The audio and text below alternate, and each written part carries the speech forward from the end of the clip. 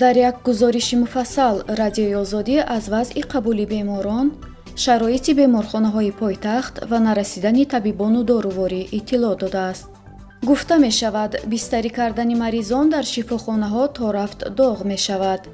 муассисаҳои беҳдоштӣ бо сабаби нокофӣ будани ҷой ва густариши коронавирус танҳо беморони вазъашон миёнаи сангин ва сангинро қабул мекунанд. дар бархе беморхонаҳо танҳо доштани шинос дар мақомот метавонад барои бемор ҷой пайдо кунад. агентии иттилооти Фергана хабар дод, ҳукумати Ӯзбекистон сатҳи андозро барои бизнеси хурдумиёна ва хоҷагиҳо поён бурда, ҳамчунин соҳибкорони хурдро аз пардохти андоз аз замину амвол озод ва пардохти боҷро барои 120 рӯз ба таъхир гузошт.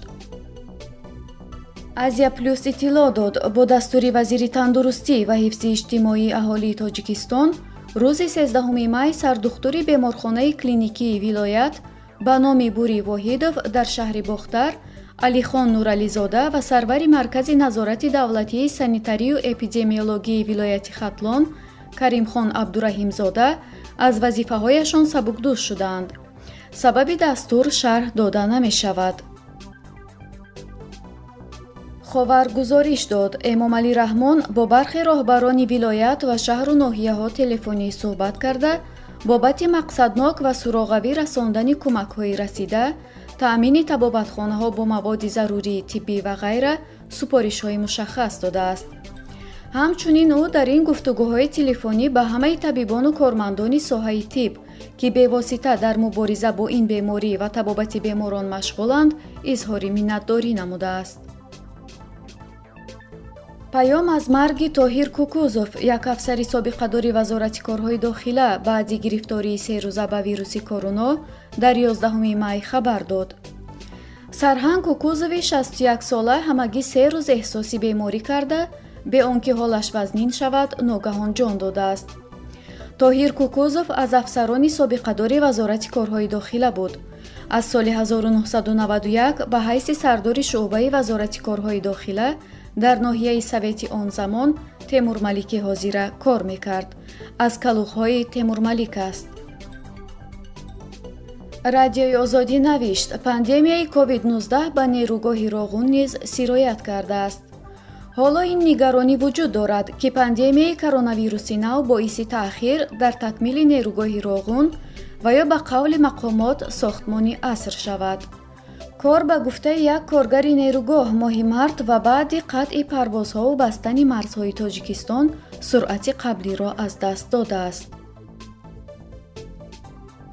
хабаргузории Авесто бо истинод ба вазорати молия хабар дод, аз 11.3 миллион доллар гранти Ассотсиатсияи байналмилалии рушд, ки барои татбиқи лоиҳаи фавқулодаи муқовимат ба вируси COVID-19 дар Тоҷикистон дода мешавад, 6.3 миллион доллараш барои хариди таҷҳизот, доруворӣ, тестҳо, маводи безараргардонӣ, либоси махсус, омода намудани ҳадди аққал 100 бистари нав масраф мешавад.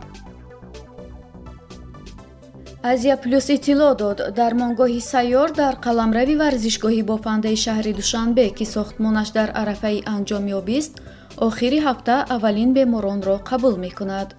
айни замон дар ин ҷо корҳои васли дармонгоҳ ба шабакаи обу корез ва шабакаи барқи шаҳр ҷараён доранд. ин дармонгоҳ аз ҷониби ҳукумати Ӯзбекистон чун кӯмак фиристода шудааст.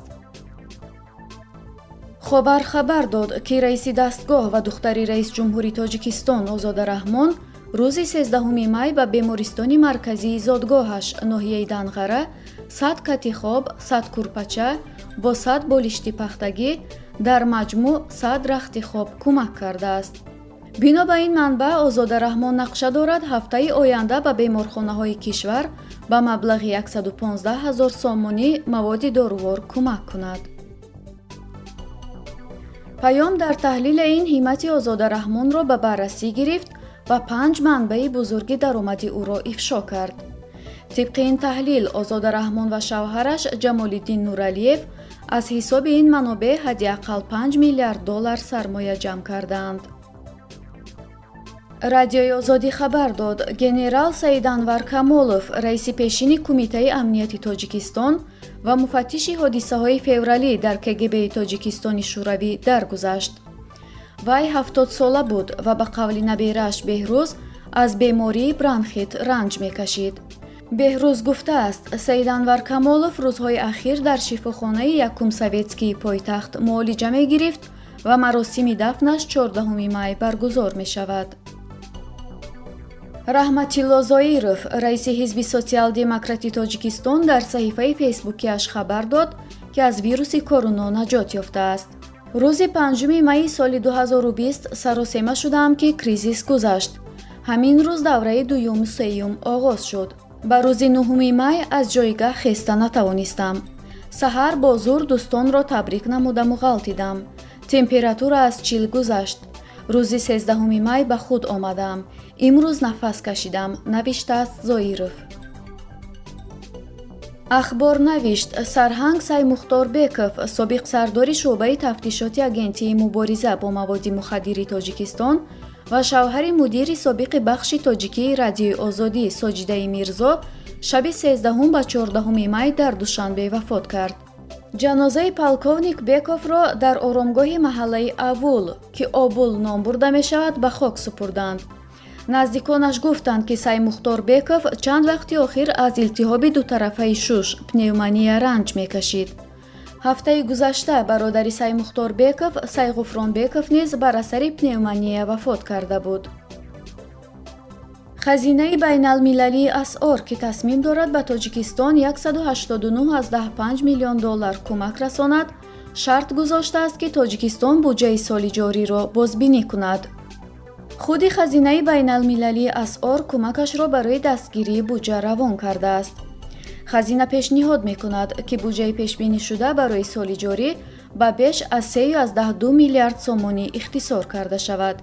اطلاع می دهد آزیا پلوس با استناد به منبعش در حکومت. وزارت تندرستی تاجیکستان خبر داد در شبانه روز گذشته در تاجیکستان 6 نفر از کرونا ویروس نو فوتیدند. شمار عمومی جانباختگان از بیماری همگیر به 29 نفر رسید.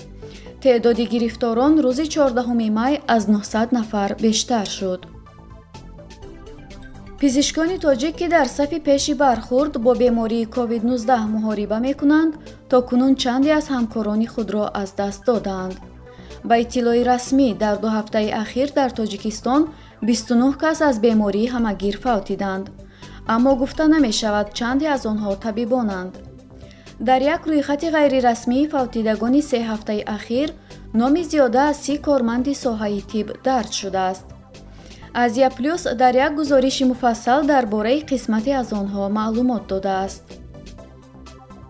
پیام خبر داد سردار ریاست کمیته دولتی امنیت ملی تاجیکستان در ولایت ختلان به کووید 19 مبتلا شده است. شابودین شریپوف بعد گرفتاری به ویروس کرونا در بیمارستان کسلی‌های سرایتی پایتخت واقع در محله زرافشان بستری شده است. وضع سلامتی شریپوف وزنین ارزیابی می شود و او عین حال زیر دستگاه نفسدهی صنعی قرار دارد.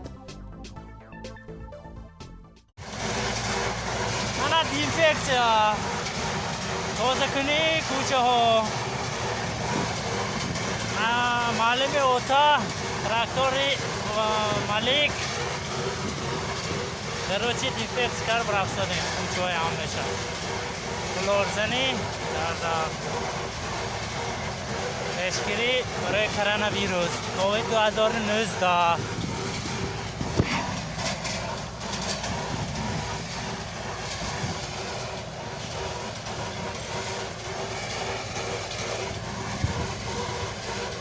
باید ناوگیری شد برای بچه مهاجرا و نه خواهد پیشگیری میکنیم که خدا خواهد هم ما گرفتن که نشود گفت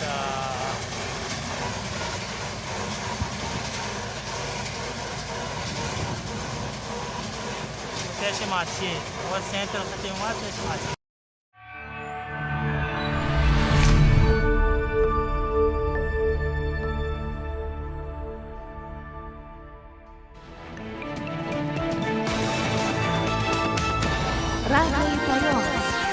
در فضای سیاست صدای جدید رادیوی پیام علم، فرهنگ، نوید. رادیوی پیام. مشورت، بحث، گفت و شنید. در تمام دنیا روی رسانه اینترنتی رادیو پیام .net